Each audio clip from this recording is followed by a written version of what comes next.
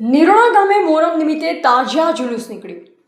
નખત્રાણા તાલુકાના નિરોણા ગામે મોરમ પર્વ નિમિત્તે પરંપરાગત રીતે તાજિયા જુલુસનું આયોજન કરવામાં આવ્યું હતું। કરબલામાં ઇમામ હુસૈન અલીએ 72 લોકો સાથે શહાદત વરી હતી। આ દિવસે મુસ્લિમ બિરાદરો દ્વારા મોરમ તરીકે ઉજવણી કરવામાં આવે છે।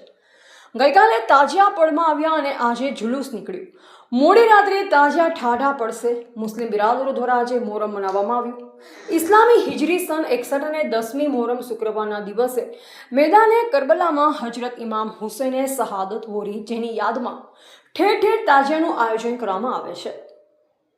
હઝરત ઇમામ હુસૈન ઇસ્લામના સ્થાપક અને હઝરત મુહમ્મદના નાના પુત્ર હતા।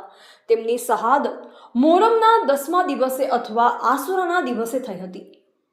હઝરત ઇમામ હુસૈને પોતાના ઇસ્લામના રક્ષણ માટે 72 સાથીઓ સાથે શહાદત આપી। તેમના પરિવારના સભ્યો પણ તેમાં સામેલ હતા। આ બલિદાનની યાદમાં મોરમ ઉજવવામાં આવે છે। ઇતિહાસમાં કહેવામાં આવે છે કે મોરમ મહિનાની 10મી તારીખે ઇમામ હુસૈન અને યઝીદની સેના વચ્ચે કરબલાની લડાઈ થઈ હતી। કરબલા ઈરાકનું એક શહેર છે। આસુરાના દિવસે ઇસ્લામ ધર્મમાં શિયા સમુદાયના લોકો તાજિયા કાઢે છે અને તાજિયા કાઢીને માતમ મનાવવામાં આવે છે।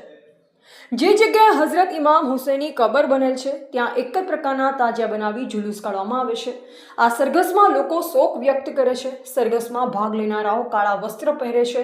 શોક મનાવતી વખતે લોકો કહે છે, યા હુસૈન હમ ના હુએ। એનો અર્થ એ થયો કે હઝરત ઇમામ હુસૈન, અમે બધા દુઃખી છીએ। કરબલાની લડાઈમાં અમે તમારી સાથે નહોતા, નહીતર અમે પણ ઇસ્લામની રક્ષા માટે અમારા પ્રાણની આહુતિ આપી દીધી હોત। અને આ સરઘસ પ્રસંગે નિરોણા પોલીસ સ્ટેશનના PSI સાહેબશ્રીનું શાલ ઓઢાડી સન્માન કરવામાં આવ્યું હતું।